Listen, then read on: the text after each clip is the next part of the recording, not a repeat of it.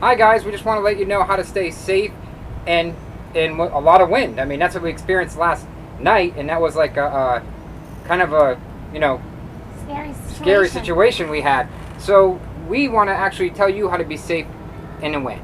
First of all, we went through and seen a lot of jack stands for the vehicles on the fifth wheels where they had little 4x4 blocks and the wind had knocked them off the jacks. What they did is they knocked the blocks over and it skid the jack stands in the front, tore it right off the blocks. And I will tell you, for the entire time that we've been camping, I did not believe that could happen. Yep.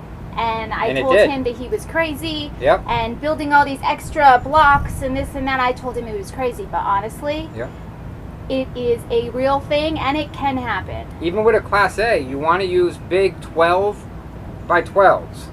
You go to home, the big stores, they can cut them for you. You buy a 12-foot, I think it's 12-foot board by 12 inches, pressure treated.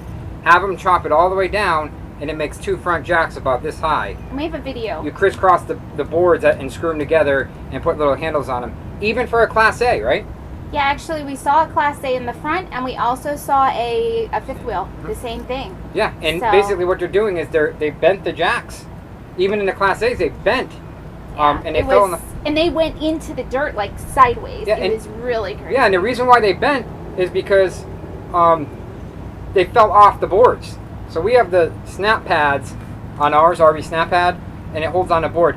It's not the best. It helps, though. It helps a lot. It's almost like... a rubber feet, Yeah, it's really... It's helpful. Yeah. It's very helpful. So basically, we're just telling you a couple tips to stay safe after we've been through... I mean, there was trailers flipped over yesterday. On their back. I mean, I even saw a Class A over. I was like, are you kidding me? Okay, so the next we have... when Ross was talking about the 4x4s that people are putting them on, they're those, the square blocks for women. Yeah, they're for little women square that don't blocks, know, 4x4. like me, I was like, what? But when I started seeing people use these kind of blocks standing upway like this, it made absolutely no sense. Yeah, you wouldn't believe what we're seeing. We're seeing on bricks, using bricks, little bricks like regular bricks. It's like they're jacks bigger than the brick it's on, and they're stacking those like this high. I couldn't believe it. Okay, those foot thingies. Yeah, if you guys have leveling jacks, put them down. No, that bar thing that goes out and. Yeah, what we're gonna do is we're gonna get we're gonna custom make those little trailer extensions that come out from in the back of trailers. Usually I have them on travel trailers. We're gonna actually buy one for the front and the back and have it welded on or bolted on, and we're gonna actually put leg extensions to have them come 2 feet out. So it makes us more stable because this literally is a wall in the wind. It's a kite. A kite. It's a big kite. A big kite. So what we recommend for that is just invest in some good blocks. So now what about water tanks? Yeah. If you're in a storm or if you're in a park for any long period of time, fill your water tanks. Especially if they're in the front. Honestly, it works. Trust us. We've done it multiple times, and you don't feel this crazy rockiness. You kind of feel like you're more stable to the ground, and you feel like you're lower. Yeah, fill your water tanks, because that can almost add, in a 75-gallon tank, that can almost closely to 900 to 1,000 pounds of water. Water's heavy. I think it's 7 pounds per gallon. So if you have water tanks, fill them. Make sure you empty it before you take off on the road, though. Not completely empty. Just leave a little, like a quarter tank in case you got to use the bathroom, wash the dishes, right? So that will help you a lot. Weight in the front of a fifth wheel. Weigh that down on some big blocks with rubber feet and you're good, right? Right. And how about your slides? Everybody says, well, should I shut my slides because I have the windows on the side and my awning's going to tear off? Don't shut your slides. This is from my experience. We've shut our slides in almost the same amount of wind we had earlier in the year. We were really rough. Because you're making more of a flat area. And did you ever see someone with a balance beam on when you're walking a tight wire? Or even a balance beam. Yeah, it's balanced. When you have them out, it's harder to rot. It's harder to you don't fall over as much. You're balanced better. Yeah, and you don't want a big wall. It actually breaks up a wall. It comes in and it breaks it up a little bit, just enough. So keep your slides out, guys. And you might lose some awnings if it's that bad. I mean, we saw a lot of people that lost awnings on their slides. But honestly, if your RV's not over and you have to replace some awnings with your insurance, it's not that bad. Yeah, so what about an awning, guys? I mean, think about it. Okay, how about having a planned out route? A planned out route is really good. Really good. Go ahead and talk about that. So, what we do, sorry about the plane, guys. Okay, go ahead. What we have learned is that when we go to a park, we find the buildings that are sturdy. We look to see if there is any kind of a building, if there's a tornado or whatever. When we were in Georgia, they had little signs saying that they had a spot in the basement like for a people. Shelter. Yeah. A shelter if you need to go. So know your surroundings. 2, when it comes to those surroundings, make sure there's no trees over that building that you're going to be hanging into, because we were going to stop at the bathroom.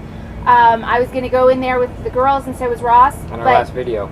A tree hit that bathroom. Yeah, tree. If we went to the first bathroom, it hit it. We went to the second washroom, and it didn't. But it was all glass. People were like, "What are you doing in glass?" But hey, I'd rather be in some kind of building with glass. I can go in their bathroom instead of the moving flag that place that we were in the back, there's a bathroom way back there. Right. So that's where we were going to go. That was our plan of attack, you know. So basically, that's why we didn't go in the truck, why we went in the car, so we could go. So basically, I guess, be by a big structure so you can run out real quick and have a plan with your family. Plan out. If the storm comes in hard, get there before the storm. Drop everything, shut off all your gas burners, everything. Get out. That's the other thing, because when we had all that hail, you guys have seen those videos. Yep.